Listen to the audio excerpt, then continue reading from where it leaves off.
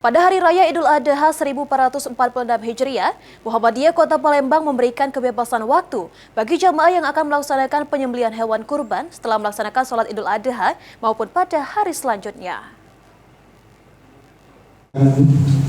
Para peserta pelatihan sembelih hewan kurban, Bapak-bapak, Ibu-ibu, kegiatan ini pada Hari Raya Idul Adha 1446 Hijriah atau lebih sering dikenal dengan Hari Raya Kurban, ditetapkan oleh Muhammadiyah pada tanggal 6 Juni 2025.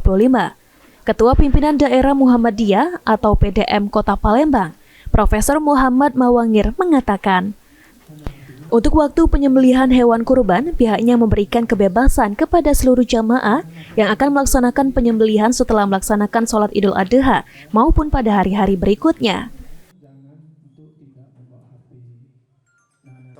Ya, memang itu untuk penyembelihan karena di hari Jumat itu merupakan hari raya akbar ya, besar ya, agung itu. Sehingga untuk sholat Jumat pun ada rukhsah kemurahan, boleh dilaksanakan sholat Jumat berjamaah, bisa juga itu dalam artian boleh tidak sholat Jumat, sehingga ada yang melakukan Jumat langsung, sehingga nanti dikhawatirkan waktunya bisa luasa, namun ada yang karena waktu kurang luasa sehingga di hari Sabtu. Ada dua versi agaknya untuk penyembelihan kurban.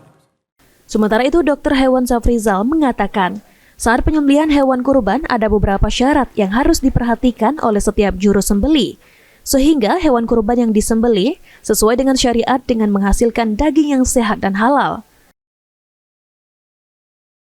Nah, ini ada hal yang perlu diperhatikan. Yang pertama terkait dengan juru sembelih halal, ini harus dilatih dan punya sertifikat. Paling tidak sertifikat pernah mengikuti latihan. Itu untuk jaminan halal. Yang kedua, ini untuk penyelenggaraan. Penyelenggaraan ini kan harus memiliki tempat yang tersedia air bersih, kemudian juga tempat mana lubang darah. Kemudian untuk keserawannya kan juga dia harus ada tempat penurunan sapi, ya kan? Kemudian tempat penampungan, tempat penyembelihan, dan tempat pembuangan limbah. Nah, ini penanganan ini.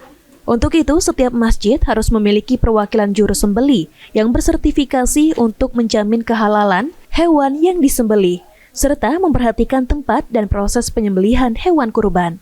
Eki Saputra, PAL TV.